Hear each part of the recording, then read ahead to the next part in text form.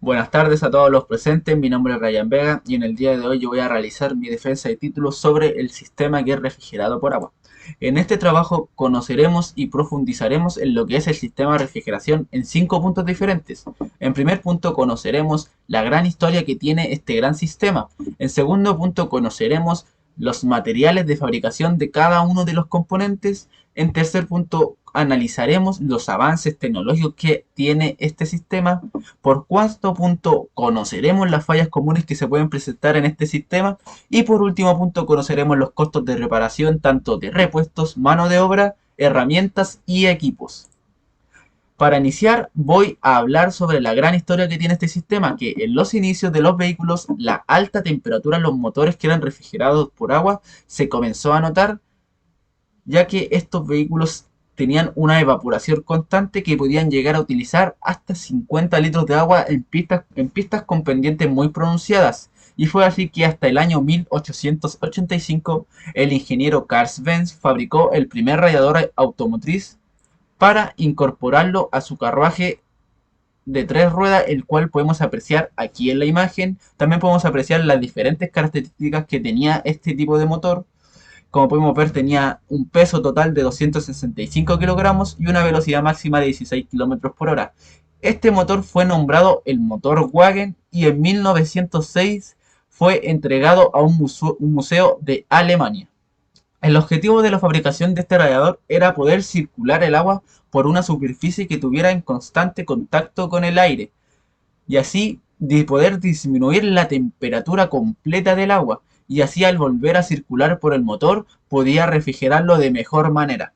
Pero este sistema presentaba un problema, ya que al utilizar agua se evaporaba, al aumentar la temperatura del motor se evaporaba con mucha facilidad y en las épocas de frío eh, se congelaba también con demasiada facilidad, y fue por eso que fue la aparición del anticongelante, que la primera solución que se encontró fue la mezcla de aguas con alcohol como el metanol o el alcohol de madera.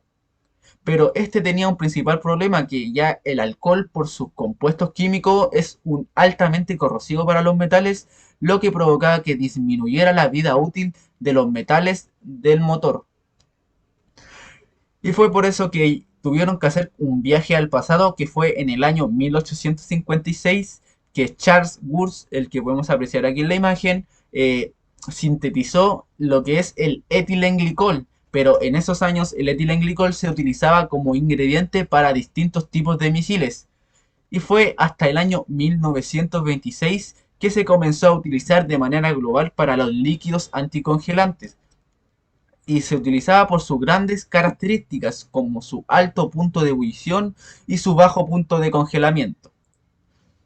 Ahora conoceremos los materiales de fabricación de cada uno de los componentes. Como podemos apreciar, aquí están los tres tipos de radiadores que se han utilizado. El primer radiador es el radiador que era fabricado de cobre y latón. Y era fabricado de cobre y latón ya que el cobre es el segundo mejor conductor de los metales. ¿Y por qué no se utilizaba el mejor? Porque es la plata, y la plata tiene un costo extremadamente elevado. Y como podemos apreciar aquí en esta parte de la imagen, el latón es un material altamente liviano en comparación al cobre, lo que disminuía el peso completo de este radiador. Y en la actualidad se han utilizado estos dos radiadores, que son el de aluminio y el de plástico. El primero, como su nombre dice, es un radiador completamente fabricado de aluminio, y esto hacía que el aluminio, al ser un material extremadamente liviano en comparación al cobre, tenía un nivel de peso completo mucho más inferior que el de cobre, y esto favorecía en el rendimiento térmico del motor y mejoraba la eficiencia del combustible. Y el de plástico es prácticamente parecido, sus tubos eran fabricados de aluminio, pero los tanques eran fabricados de plástico, ya que el plástico es un material anticorrosivo. Pero la desventaja que tenía este plástico es que es un mal conductor de calor, y eso lo compensaba con sus tubos de aluminio. También aquí podemos apreciar una tabla comparativa con los distintos tipos de materiales conductores de calor. Podemos encontrar los metales, tanto los gases como otro tipo de materiales. Como podemos ver aquí, la plata es el mejor conductor de calor de los metales, y el segundo es el cobre, y llegar hasta el latón, que es otro de los componentes mencionados anteriormente.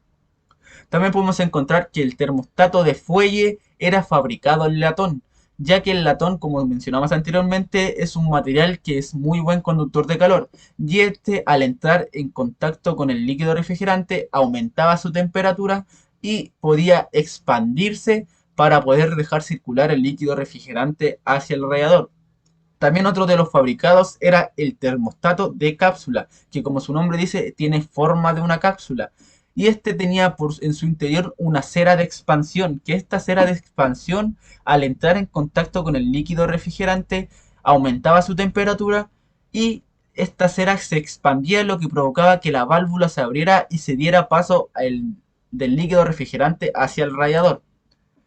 También otro de los componentes que vamos a mencionar es el sensor ST, que este en su base suele ser fabricado tanto de metal o de plástico.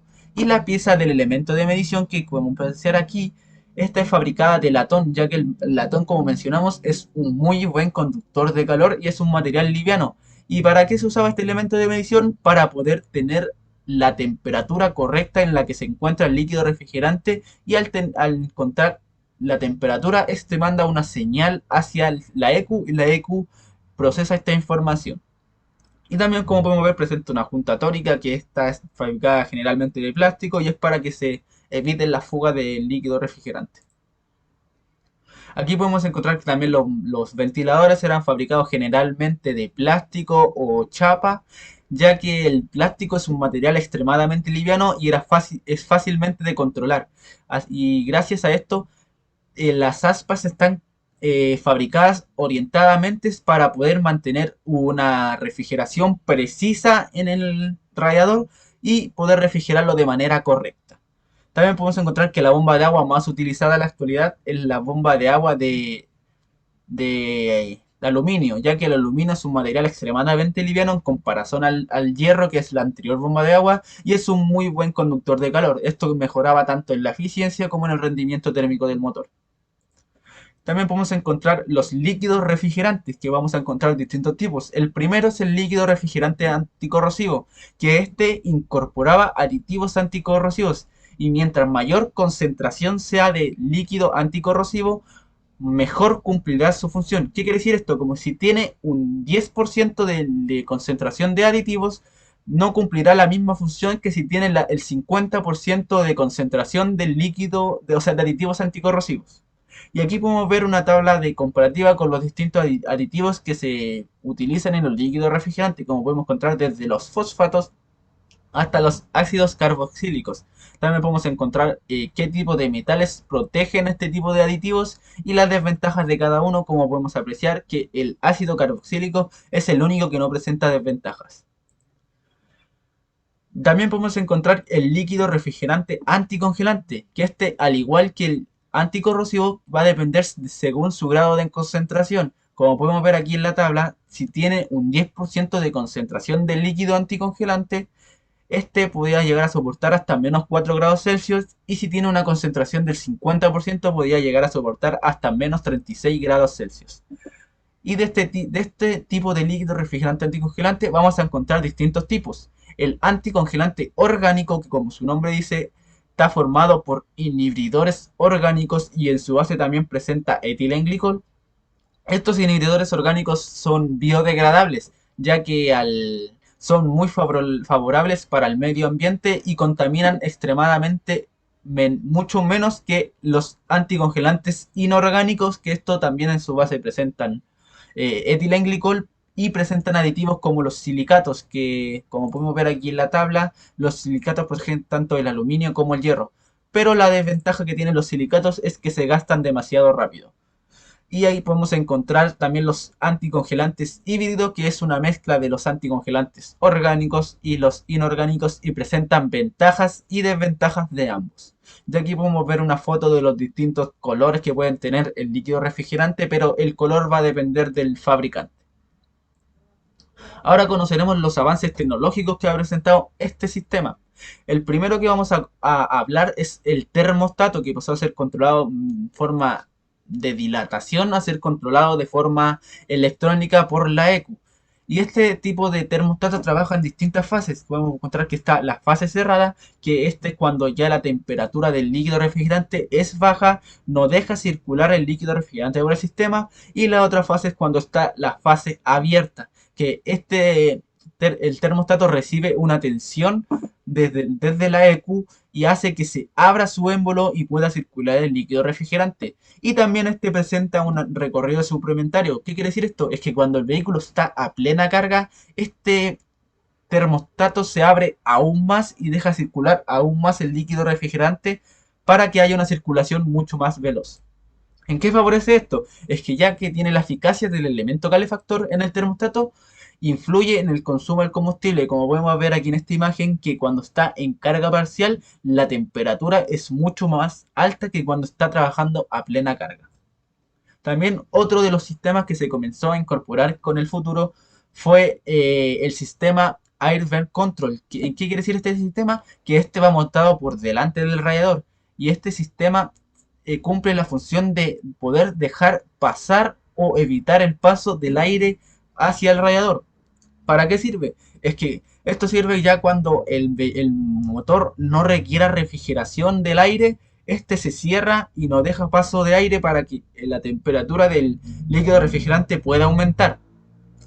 Y también cuando se requiere la refrigeración del aire, este se abre y da paso de la circulación del aire hacia el radiador. También otro de los componentes que se ha pensado utilizar en la actualidad es un termostato doble. ¿Qué quiere decir esto? Que son dos termostatos diferentes incorporados en el motor. Uno que va ubicado generalmente en la culata y otro que va ubicado generalmente en el bloque. ¿Y cómo trabajan estos termostatos? El primero trabaja a una temperatura de 80 grados. ¿Qué es esto? Que cuando el vehículo tiene una carga baja, o sea, una temperatura menor, este termostato se abre y deja el paso de un poco líquido refrigerante hacia el radiador. Y ya cuando el vehículo obtiene una mayor carga, o sea, una mayor temperatura, se abre el segundo termostato a 95 grados Celsius para dar paso por completo al líquido refrigerante. ¿Por qué se empezó a incorporar este doble termostato? Ya que se puede controlar la temperatura tanto a baja carga y a alta carga. También otro de los componentes que más ha evolucionado con el tiempo es la bomba de agua, que pasó también a ser controlada de forma mecánica mediante una polea a ser controlado de forma eléctrica por la EQ. Trabaja igual que un termostato. Este recibe una tensión con la cual empieza a trabajar. ¿Qué quiere decir esto? Que cuando no se requiera el trabajo de la bomba de agua, esta no girará y no dejará circular el líquido refrigerante por el motor. Y ya cuando se requiera la refrigeración del líquido refrigerante hacia el motor, recibe una tensión y comienza a girar y a circular el líquido refrigerante, esto dando una mejora en el rendimiento térmico en el motor y también mejora la eficiencia del combustible. También otro de los componentes que más ha evolucionado es el electroventilador, que este pasó a ser controlado de forma electrónica por la EQ también, y este va ubicado en el eje de un motor eléctrico. ¿Y cómo trabaja este tipo de... El ventilador es que utilizan un bulbo de temperatura que va ubicado generalmente en el radiador, y este cuando encuentra que la temperatura del líquido refrigerante ya es alta, manda una señal hacia la EQ y la EQ procesa esta información y le manda una tensión al motor eléctrico para que comience a girar junto con el electroventilador. También uno de los componentes que más o sea, de los ingredientes que más ha evolucionado es el líquido refrigerante G13, que es el más utilizado en la actualidad, que a diferencia de sus anteriores versiones, en su base utiliza glicerina, ya que es un material natural y es biodegradable y es muy favorable para el medio ambiente en comparación al etilenglicol, que es más dañino. Y este tipo de líquido refrigerante tiene la ventaja que es compatible con las anteriores versiones. Como podemos ver que con el G12++, que es la anterior versión a esta, no presenta ninguna desventaja, pero en cambio con las anteriores versiones a esta, con todas tiene una desventaja que disminuye la protección. Ahora conoceremos las fallas comunes que se pueden presentar en este sistema. En primer punto conoceremos el termostato, que su falla común es que se quede pegado tanto en fase abierta como en fase cerrada. Y estas son las causas que pueden generar esta falla, que puede ser por corrosión, por tiempo de uso, o sea que la vida útil del termostato ya se haya cumplido, por golpes o por fallas en el actuador eléctrico, ya si es un termostato eléctrico. Los síntomas que provoca esta falla es que si está en fase abierta, provoca que haya una circulación constante del líquido refrigerante y no haya una temperatura correcta del motor, lo que provocará que haya un mayor consumo del combustible. Y cuando se queda pegado en fase cerrada, o sea que no deja circular el líquido refrigerante, hay un aumento excesivo en la temperatura en el motor y también no puede haber una refrigeración correcta en el sistema. La bomba de agua es otro de los componentes que falla habitualmente, ya que puede ser una mala circulación del líquido refrigerante o un daño interno en los componentes. Como podemos ver, las causas pueden ser las paletas de la bomba de agua con corrosión, como podemos apreciar aquí en la imagen, los componentes dañados, un desgaste de la bomba o también puede ser un funcionamiento en seco, ya cuando hay bajo nivel de líquido refrigerante en el sistema, esta bomba de agua sigue trabajando en seco, lo que provocará que haya un daño excesivamente en el interior de los componentes, lo que puede provocar síntomas como fugas, puede provocar una mala circulación del líquido refrigerante, puede provocar que no haya una refrigeración correcta en el sistema, ya que no puede circular de manera correcta, y también puede provocar un consumo excesivo de combustible. También el radiador es otro de los componentes que falla habitualmente, ya que se puede obstruir o se puede quebrar por distintas causas. Pueden ser un exceso de sociedad, como podemos apreciar aquí en la imagen, puede ser por corrosión interna o pueden ser por insectos muertos o desechos. Y ya también puede ser si presenta fugas el radiador, puede ser debido a golpes. Y los síntomas que provocan esta falla puede ser una mala refrigeración del líquido refrigerante, ya que no hay una buena circulación y no puede refrigerar de manera correcta por la obstrucción que tiene. Puede haber una disminución del líquido refrigerante en el sistema por debidas fugas o también puede haber un aumento en el consumo del combustible. También el sensor ST es uno de los componentes que puede fallar habitualmente, ya que puede entregar una señal errónea hacia la ECU y puede ser por causa de daño en su circuito o puede ser un refrigerante contaminado. Los síntomas que provocan la falla pueden ser relentí inestable, una temperatura del líquido refrigerante errónea, puede ser un aumento excesivo en el combustible, puede ser que se prenda el check engine, también puede producir que la aguja de la temperatura esté mal marcada, etcétera. Y aquí podemos ver una tabla comparativa de los componentes tanto originales como alternativos. Como podemos ver que el radiador con su componente original puede llegar a durar hasta 8 años y un componente alternativo puede llegar a durar hasta 2 años. Esta es altamente diferente, ya que los componentes originales tienen una mejor calidad. Y ahora conoceremos los costos de reparación del sistema. Como podemos ver, aquí podemos encontrar tanto los repuestos originales como los alternativos. Como podemos ver, el costo del radiador de aluminio original puede costar desde los 50.000 hasta los 150.000 pesos y un alternativo puede costar desde los 30.000 hasta los 50.000 pesos. Esto ya por lo mencionado anteriormente, por la vida útil que tienen los componentes originales y por la calidad de trabajo que llevan. Y también podemos encontrar que la bomba de agua generalmente cuesta 15.000 hasta 50.000 pesos el repuesto original y la de alternativa puede costar desde los 10.000 hasta los 20.000, igual que lo anteriormente mencionado por la calidad y por la duración. Y podemos llegar a encontrar hasta el electroventilador que cuesta en su kit completo desde los 40.000 hasta los 120.000 pesos y su repuesto alternativo puede costar desde los 10.000 hasta los 40.000. Aquí podemos ver una tabla comparativa con los precios de la mano de obra de cada uno de los componentes anteriormente mencionados. Como podemos ver, el radiador generalmente puede costar desde los 15.000 hasta los 40.000 pesos. Esto va a depender del mecánico que haya realizado el trabajo o también del taller. Y podemos llegar a encontrar hasta el diagnóstico, que generalmente puede llegar a costar 35.000 pesos un diagnóstico en el sistema. Y aquí podemos ver una tabla también con los distintos precios de algunos materiales y equipos, o sea, herramientas y equipos, perdón. Podemos encontrar que el conjunto de llaves mixtas de distintas medidas puede llegar a costar desde los 15.000 hasta los 30.000 pesos. Esto va a depender de la marca también y también va a depender del tipo de medida que traiga cada una de las llaves. Y también con lo mismo con los conjuntos llave acodadas, que puede llegar a costar desde los 30.000 hasta los 45.000 pesos. Y en los equipos también podemos encontrar tanto gatas, banquillos y elevadores. Como podemos ver, el elevador Su precio mínimo puede llegar a costar desde el millón de pesos hasta los 7 millones de pesos, hasta sobre los 7 millones de pesos, perdón. Y, y esto va a depender tanto de que el tonelaje que aguante este elevador o también del tipo de elevador que sea. Al igual que la gata es lo mismo, depende del tipo de gata que sea y el tipo de tonelaje que pueda llegar a soportar.